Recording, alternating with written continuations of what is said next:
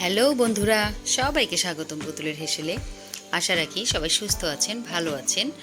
তো আজকে নিয়ে আসলাম একটি স্বাস্থ্যকর রেসিপি। এটা নিরামিষ সবজি, সম্পূর্ণ নিরামিষ সবজি এটি।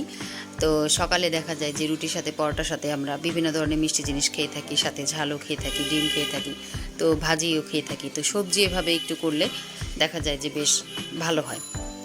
এটা খুব তাড়াতাড়ি হয়ে যায় রান্না এবং খুবই স্বাস্থ্যকর, খুব কম তেল মশলা লাগে এই সবজিটাতে রান্না করার জন্য। তো এই সবজির জন্য আমি বিভিন্ন রকমের যে সবজিগুলো বাজারে পাওয়া যায়, তো মিষ্টি কুমড়া, কপি, আলু, বেগুন, পেঁপে, এরকম যে যেরকম সবজি পাবেন সেরকম নিয়ে নিয়েছেন। আমি এরকম কয়েকটা সবজি নিয়ে নিয়েছি। তো কড়াইতে তেল গরম করে এর মধ্যে আমি শুকনো মরিচ আর তেজপাতা দিয়ে দিচ্ছি ফোড়নের জন্য। এটা ফোড়নটা একটু ফুটে উঠলে এর মধ্যে আমি দিয়ে দিচ্ছি 1 চামচ পাঁচফোড়ন। তো পাঁচফোড়ন এটা গন্ধটাকে খুব সুন্দর করে একটু ফোড়নটা ফুটে উঠতে হবে, যাতে গন্ধটা খুব ভালো বের হয়। দেখুন কালারটা চেঞ্জ হয়ে গেছে। তো ফোড়নটা ফুটে ওঠার পরে এর মধ্যে আমি জাল কমিয়ে আমি এর মধ্যে 1 চা চামচ আদা বাটা দিয়েছি। সেটাকে আদা বাটাটাকে একটু ভেজে নিয়ে এর মধ্যে আমি সবজিগুলোকে দিয়ে দিয়েছি।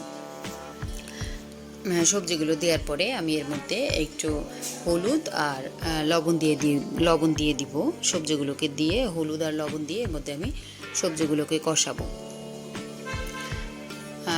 তো সবজি তো সাধারণত দেখা যায় যে আমাদের খাওয়াই হয়।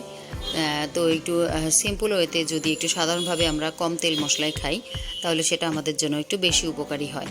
তো এটা দেখা যায় সকালে রুটির সাথে বা রাতে রুটির সাথে, লুচির সাথে, পরোটার সাথে, সব কিছুর সাথেই আমরা এটা খেতে পারি। তো এটা খুব বেশি তেল মশলা ব্যবহার করা হয়নি, এই জন্য এটা খুবই স্বাস্থ্যকর। তো আমি এখন হলুদ আর লবণ দিয়ে আমি সবজিটাকে খুব সুন্দর করে এটাকে আমি যে পর্যন্ত সবজির নিজস্ব একটা রস আসে সেটা না শুকায় সেই পর্যন্ত আমি সবজিটাকে কষাতে থাকবো। দেখুন কষাতে কষাতে এখন আমি একটু রস বের হয়ে গেছে, সবজির নিজস্ব রসটা বের হয়ে গিয়েছে। এখন আমি সবজিটিকে 5 মিনিটের জন্য ঢেকে দিব।